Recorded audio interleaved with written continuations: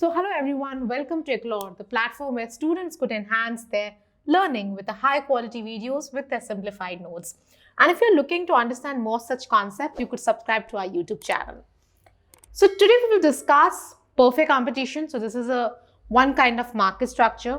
So in the previous video, we had a very fair understanding of what is market, and we had a little understanding of what is market structure too, right? So today we will understand the perfect competition. This is one kind of market structure. So perfect competition is a market structure where there's an absence of rivalry. Perfect competition की अगर हम बात करें, उसके meaning की बात करें, तो हम कह सकते हैं एक तगड़ा कंपटीशन है. Why we could use this term? Because यहाँ पे जो भी आपके कॉम्पिटिटर्स हैं वो सेम प्रोडक्ट ऑफर कर रहे हैं, right? Same to same, that means totally similar. अगर हम वीट की बात करें, राइस की बात करें, पल्सेस की बात करें, जितने भी कॉम्पिटिटर्स हैं सेम पल्सेस, सेम राइस और same pulses, same rice, same wheat ही ऑफर करेंगे. You can differentiate. आप राइस को कोई डिफरेंट कलर का या डिफरेंट शेप का नहीं बना सकते. It is going to remain same. ठीक है? तो दूसरी ग्रोसरी शॉप्स, दूसरे प्रोड्यूसर सेम प्रोडक्ट ऑफर कर रहे हैं और उसके बाद आपको मार्केट में टिकना है, उनसे कंपीट करना है, राइट? प्रॉफिट अर्न करना है. सो हम कह सकते हैं एक तगड़ा कंपटीशन है, क्योंकि आप यहाँ पे कुछ भी प्रोडक्ट में चेंज नहीं कर सकते. वो होमोजेनियस रहेगा, सिमिलर रहेगा. आप जो राइस बेच रहे हैं, आपका प्रोड्यूसर जो राइस बेच रहे हैं, that it is going to same. So हम कह सकते हैं परफेक्ट कंपटीशन एक टफ कंपटीशन है. It's a perfect in the real sense, right? Many sellers, no influence over market price. Perfect competition का भी एक फीचर ही कह सकते हैं. बहुत से सेलर्स होते हैं और सेलर्स मतलब इतनी क्वांटिटी में होते हैं कि किसी एक के सप्लाई बढ़ाने या घटाने से मार्केट प्राइस पे कोई इफेक्ट नहीं होता, right? So as we know कि डिमांड और सप्लाई में जब भी कोई चेंज होता है तो प्राइसेस में फर्क आता है, राइट? डिमांड बढ़ जाती है तो प्राइस बढ़ जाती है, या सप्लाई बढ़ जाती है तो प्राइस कम हो जाती है. So we know about this algorithm. So but यहाँ पे अगर हम परफेक्ट कॉम्पिटिशन की बात करें तो इतने सेलर्स होते हैं कि किसी एक के सप्लाई बढ़ा देने से प्राइसेस में कोई भी चेंज नहीं होगा, राइट? Why? Because अगर आप बात करें वेजिटेबल्स मार्केट की, तो परफेक्ट कंपटीशन के लिए एग्रीकल्चर कमोडिटीज का जो मार्केट है वो एक एग्जाम्पल लिया जाता है. तो हम एग्रीकल्चर कमोडिटीज की बात करें तो वो एक परफेक्ट कंपटीशन में आती है. इतने सारे हैं, इतने सारे वेंडर्स हैं जो वेजिटेबल्स बेच रहे हैं, same in shape, same in size, same in colour, right? अगर कोई एक क्वांटिटी सप्लाई बढ़ा देता है सो उससे प्राइसेस में कुछ भी चेंज नहीं होगा, because already there are many sellers, right? So that is the another feature. Assumptions की बात करें, large number of buyers and sellers. Agricultural commodities खरीदने वाले, pulses, rice, wheat, vegetables, fruits खरीदने के लिए there are large number of buyers. बहुत से बायर्स हैं जो ये प्रोडक्ट खरीद रहे हैं, हम इसे एवरीडे लाइफ में यूज करते हैं. वहीं पे बात करें सेलर्स की भी, if you want to buy wheat, आपके जिस एरिया में आप रह रहे हो वहीं पे आपको बहुत सी ग्रोसरी शॉप्स मिल जाएंगी जो सेम प्रोडक्ट राइस या व्हीट सेल कर रही हैं, right? So that means there are large number of buyers and sellers. If you want to buy fruits, vegetables, आपको बहुत से sellers मिल जाएंगे. So thereby we could say that in perfect competition there's a large number of buyers and sellers, right? Homogeneous product, this is very important. So अगर कोई grocery shop है, दो grocery shops हैं, जो भी वो पल्सेस ऑफर कर रही हैं, सिर्फ एग्जांपल अगर वो rajma is a pulses, right? So अगर वो राजमा सेल कर रही हैं, so that rajma is going to remain same in shape, size, colour. So that is a homogeneous product. कोई भी डिफ्रेंसिएशन नहीं है. आप राजमा को कोई वो ब्राउन कलर का है तो आप उसको रेड कलर का बना के उसको अट्रैक्टिव वे में नहीं बेच सकते. It is going to remain the same. उसका टेस्ट भी सेम होगा, उसका कुकिंग मेथड भी सेम होगा. So that it's a homogeneous product. Absence of collusion और आर्टिफिशियल रिस्ट्रेन. कल्यूजन यहाँ पे नहीं होता. सो कल्यूजन में क्या होता है बेसिकली कि कुछ फर्म्स जो हैं उन्होंने गठबंधन बना लिया और डिसाइड कर लिया कि हम इसी प्राइस पे जो है प्रोडक्ट बेचेंगे, इससे कम प्राइस पे कोई भी अपना प्रोडक्ट बेचना मत, राइट? सो एक कल्यूजन, दैट इज कल्यूजन. परफेक्ट कॉम्पिटिशन में ये चीज पॉसिबल नहीं है, क्योंकि फॉर एग्जाम्पल अगर 5 फर्म्स इकट्ठा होती, गठबंधन बना लेती कि चलो हम जो है इस फिक्स प्राइस पे ही प्रोडक्ट बेचेंगे, इससे कम प्राइस पे हमें हमारा प्रोडक्ट नहीं बेचना. सो कंज्यूमर क्या करेंगे? वो किसी दूसरे शॉपकीपर के पास, दूसरे वेंडर के पास चले जाएंगे to buy that product. Because why? Because there are many sellers. किसी 5 के कल्यूजन में आने से प्राइजेस में कोई फर्क, मतलब प्राइजेस में कोई इन्फ्लुएंस नहीं होगा, या किसी 5 के कल्यूजन बनाने से ऑप्शंस नहीं कम हो जाने। There are many other options. तो कंज्यूमर जो है किसी दूसरे वेंडर्स के पास जाके वो एग्रीकल्चर कमोडिटी खरीद लेगा, पल्सेस खरीद लेगा, वेजिटेबल्स खरीद लेगा। So that is there is a absence of collusion in the perfect competition.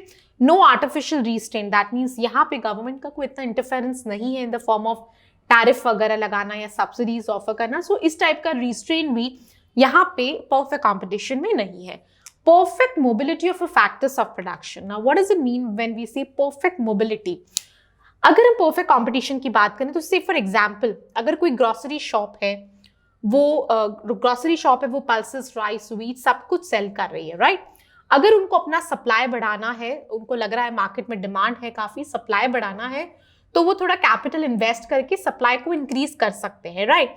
So there is a perfect mobility of a factors of production. मतलब यहाँ पे क्वांटिटी सप्लाई बढ़ाना है तो ठीक है, कैपिटल जो है उसको इंक्रीज कर दिया। क्या कैपिटल एक फैक्टर ऑफ प्रोडक्शन ही है, उसको इंक्रीज कर दिया या थोड़े इंक्रीज कर दिया, थोड़े वर्कर्स भी हायर कर दिए और अपना जो है काम एक्सपांड कर दिया, अपना काम बढ़ा दिया, राइट?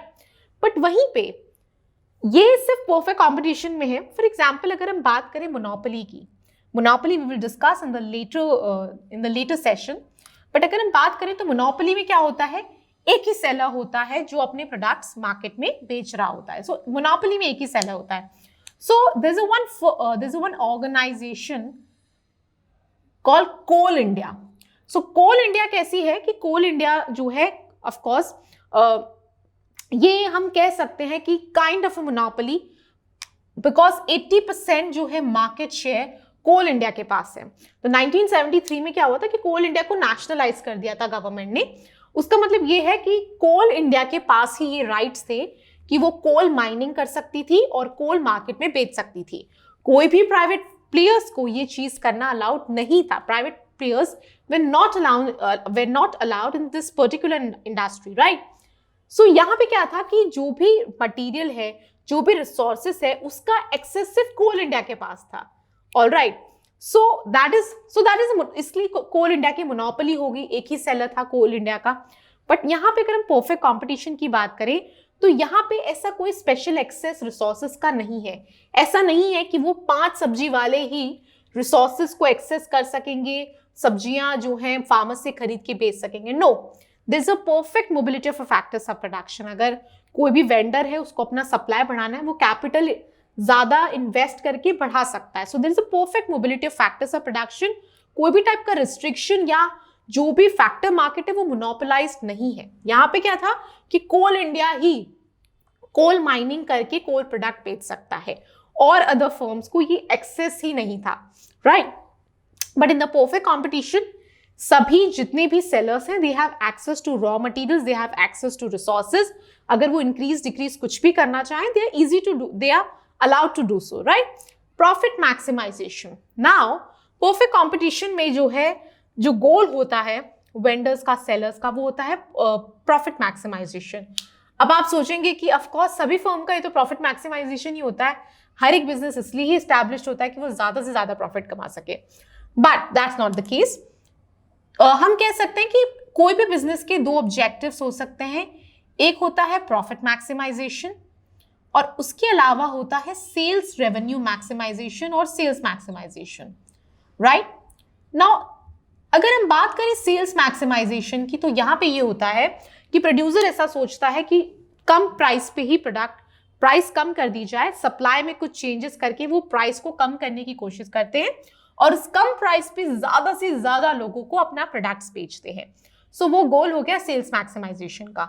सेल्स मैक्सिमाइजेशन में ये गोल ये है कि ज्यादा से ज्यादा लोग प्रोडक्ट खरीदें, भले कम प्राइस पे खरीदें पर ज्यादा से ज्यादा लोग प्रोडक्ट खरीदें। वहीं पे प्रॉफिट मैक्सिमाइजेशन में होता है कि प्रॉफिट मार्जिन ज्यादा मिले, नो मैटर से कम लोग खरीदें पर ज्यादा प्राइस पे बेचा जाए, जिससे ज्यादा प्रॉफिट मार्जिन कमाया जाए। सो यहाँ पे भी परफेक्ट कंपटीशन में प्रॉफिट मैक्सिमाइजेशन का ही गोल होता है। Now why? Because perfect competition में सेल्स मैक्सिमाइजेशन तो पॉसिबल ही नहीं है, क्योंकि आप प्राइस को इन्फ्लुएंस ही नहीं कर सकते। जो भी मार्केट प्राइस है वही आपको एक्सेप्ट करना है। अब उस प्राइस पे आप कितना मार्जिन रख के अपना प्रोडक्ट बेचते हैं वो एक आपकी ही कला है, राइट। सो यहाँ पे गोल होता है प्रॉफिट मैक्सिमाइजेशन। तो आप कभी फ्रूट्स वेजिटेबल्स खरीदने जाते हैं सो आपको काफी बार्गेन कराना पड़ता है, राइट।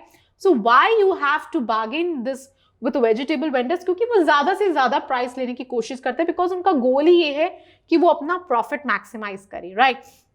सो वो ज्यादा से ज्यादा मार्जिन रखते हैं, फिर आप थोड़ा बार्गेन कराते हैं, वो थोड़ा नेगोशिएट करते हैं और फिर जो है प्राइस पे प्रोडक्ट को बेच दिया जाता है। सो यहाँ पे परफेक्ट कंपटीशन का गोल होता है कि प्रॉफिट मैक्सिमाइजेशन करना, क्योंकि यहाँ पे प्राइसेस को इन्फ्लुएंस नहीं किया जा सकता। जो प्राइस है you have to accept that price, right. Perfect knowledge, so यहाँ पे परफेक्ट कंपटीशन में there is a perfect knowledge among the buyers and seller. यहाँ पे बायर को पूरी जानकारी है, पूरी अवेयरनेस है कि कौन सा प्रोडक्ट कहाँ पे किस प्राइस पे ऑफर किया जा रहा है, किस प्राइस पे कौन सा प्रोडक्ट बेचा जा रहा है, उसकी जानकारी एक कंज्यूमर को बहुत ही अच्छे तरीके से होती है। और यहाँ पे सेलर को भी परफेक्ट नॉलेज होती है कि कंज्यूमर की डिमांड क्या है और कंज्यूमर किस प्राइस पे इस प्रोडक्ट को खरीदेगा, वो भी सेलर बहुत अच्छे से जानता है यहाँ पे। So I hope you understand the concept of perfect competition.